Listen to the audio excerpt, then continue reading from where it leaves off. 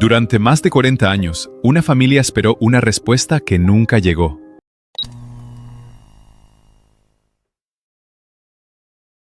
En mayo de 2025, un grupo de trabajadores realizaba tareas de construcción en una propiedad privada del barrio porteño de Coglan, en Buenos Aires. Era una obra más, un trabajo rutinario, hasta que lo impensado ocurrió.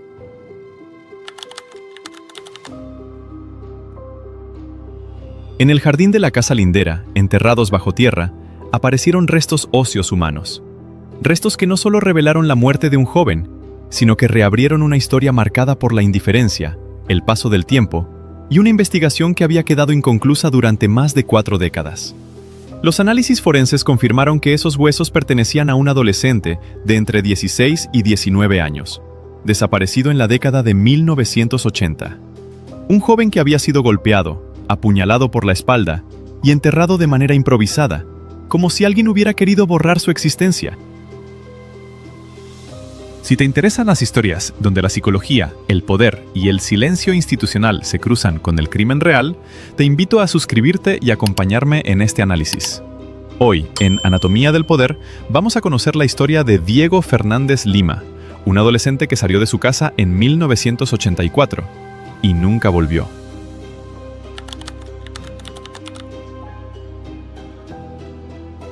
Una vez confirmada la presencia de restos humanos, el caso pasó de ser un hallazgo inesperado a una investigación forense compleja. Los especialistas del equipo forense iniciaron un análisis exhaustivo de los huesos encontrados en la fosa. El estudio permitió establecer que los restos pertenecían a un varón joven, de entre 16 y 19 años de edad, con una estatura aproximada de 1,72 m. Un perfil que coincidía con el de varios adolescentes desaparecidos durante la década de 1980 en la ciudad de Buenos Aires.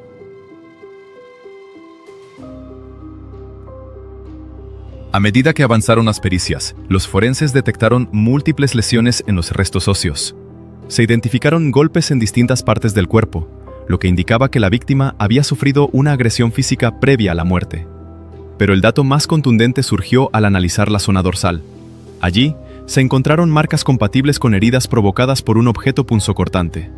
Estas heridas, localizadas en la espalda, permitieron a los especialistas concluir que la causa probable de la muerte había sido una agresión con arma blanca. La posición y el tipo de lesión sugerían que el ataque se produjo de manera sorpresiva, sin que la víctima tuviera posibilidad de defenderse. El análisis también reveló algo aún más perturbador.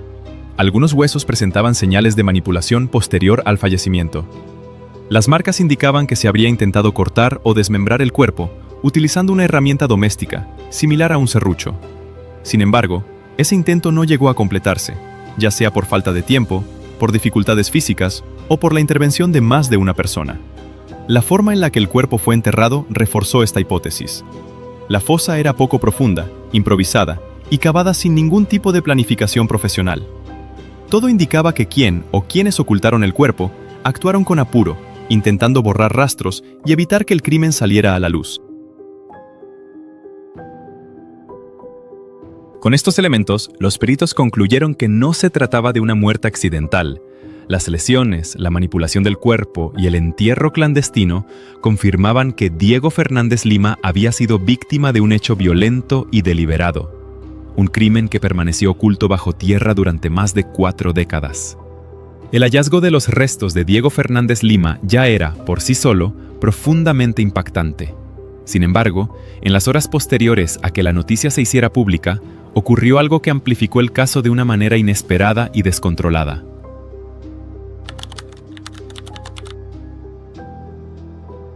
En un primer momento, comenzó a circular la versión de que los restos humanos habían sido encontrados en la misma casa donde había vivido Gustavo Cerati, uno de los músicos más importantes de la historia argentina y latinoamericana. La mención de su nombre fue suficiente para que el caso explotara en redes sociales y medios digitales.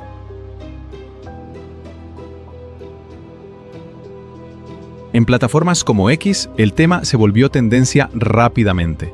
Miles de usuarios comenzaron a compartir publicaciones, opiniones y teorías que mezclaban el hallazgo con la figura de Cerati. Para muchos, la coincidencia espacial parecía demasiado fuerte como para ignorarla. A partir de ahí, se desató una ola de interpretaciones que cruzaron una línea peligrosa. Algunas personas comenzaron a revisar letras de canciones de Cerati como si se tratara de confesiones ocultas o mensajes cifrados vinculados a crímenes. Canciones como No existes o El cuerpo del delito fueron mencionadas reiteradamente, descontextualizadas y utilizadas como supuestas pruebas simbólicas de una relación inexistente. Este fenómeno no solo generó confusión, sino que también desplazó momentáneamente el foco del caso. En lugar de hablar de la víctima y de una investigación que llevaba décadas inconclusa, gran parte del debate giró en torno a especulaciones infundadas, alimentadas por el impacto mediático que genera una figura pública de esa magnitud. Con el paso de los días, la información oficial permitió aclarar la situación. Gustavo Cerati no había vivido en la casa donde se encontraron los restos. En realidad, residió en la vivienda contigua entre los años 2002 y 2013, es decir, casi 20 años después de la desaparición de Diego Fernández Lima, ocurrida en 1984. No existía, por lo tanto, ninguna conexión temporal ni fáctica entre Cerati y el crimen. La confusión se originó en la cercanía entre ambas propiedades y en la falta de precisión inicial sobre el lugar exacto del hallazgo, algo común en investigaciones que recién comienzan.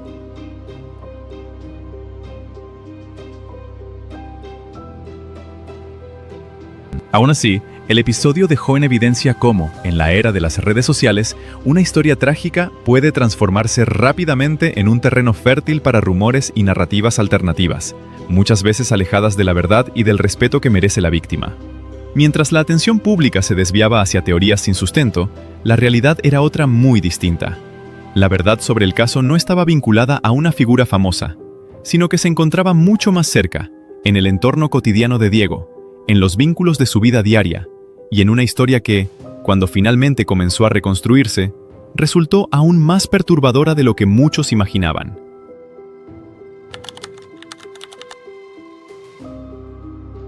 Para entender la dimensión de este caso, es fundamental detenernos en quién era Diego Fernández Lima antes de convertirse en un nombre dentro de un expediente judicial. Diego nació en 1967 y creció en el barrio porteño de Villa Urquiza, dentro de una familia de clase trabajadora. Vivía junto a sus padres y su hermano menor, Javier. En el entorno familiar, Diego era recordado como un joven tranquilo, cercano, muy apegado a su casa y profundamente querido por quienes lo rodeaban. Su hermano Javier, que era 10 años menor, siempre lo describió como una figura protectora y presente. Diego no era un adolescente problemático ni conflictivo. Por el contrario, estaba integrado a su familia y a su comunidad, y llevaba una vida acorde a su edad. Desde muy chico, desarrolló una fuerte pasión por el deporte, en especial por el fútbol. Gran parte de su tiempo libre lo pasaba entrenando y jugando en el club Excursionistas, una institución reconocida del fútbol local. Allí compartía horas con amigos y compañeros, y se destacaba no solo por sus condiciones deportivas, sino también por su compromiso, su constancia y su disciplina. Además del deporte, Diego cursaba sus estudios en la Escuela Nacional de Educación Técnica número 36 Almirante Guillermo Brown. Se estaba formando en el ámbito técnico-industrial, con la expectativa de construir un futuro estable y progresar a través del trabajo. Quienes fueron sus docentes y compañeros lo recuerdan como un alumno responsable, respetuoso y aplicado. Como muchos adolescentes de su edad, Diego también sentía fascinación por las motos. Su familia recuerda que tenía una moto propia, que su madre conservó durante años como uno de los recuerdos más tangibles de su hijo. Esa afición formaba parte de su identidad juvenil, de su deseo de independencia y movimiento. En conjunto, Diego era un joven con rutinas claras, proyectos sencillos y sueños posibles. Tenía planes, vínculos, actividades diarias y un lugar definido dentro de su familia y su barrio. Nada en su vida anticipaba un final violento ni una desaparición inexplicable. Por eso, cuando Diego salió de su casa el 26 de julio de 1984, nadie imaginó que ese sería el último día que su familia lo vería con vida. Ese momento marcó un antes y un después, no solo para sus padres y su hermano, sino también para una historia que quedaría suspendida en el tiempo durante más de 4 décadas. Con la confirmación de la identidad de los restos y el avance de las pericias, la causa por la muerte de Diego Fernández Lima volvió a ponerse en movimiento. Sin embargo, esta reactivación se dio dentro de un escenario legal profundamente limitado por el paso del tiempo. En Argentina, el sistema penal establece plazos de prescripción para los delitos. Esto significa que, transcurrida una determinada cantidad de años sin una condena, el Estado pierde la facultad de investigar y sancionar penalmente a los responsables. Estos plazos varían según la gravedad del delito. En el caso del homicidio simple, la acción penal prescribe a los 12 años. En el homicidio agravado, que contempla la pena de prisión perpetua, el plazo máximo es de 15 años. Desde este punto de vista estrictamente legal, el posible homicidio de Diego Fernández Lima, ocurrido en 1984, estaría prescripto hace décadas. Este punto generó una fuerte conmoción social y un profundo malestar en la familia. Para ellos, la justicia no solo había llegado tarde, sino que parecía llegar con las manos atadas. Sin embargo, el expediente aún no estaba completamente cerrado.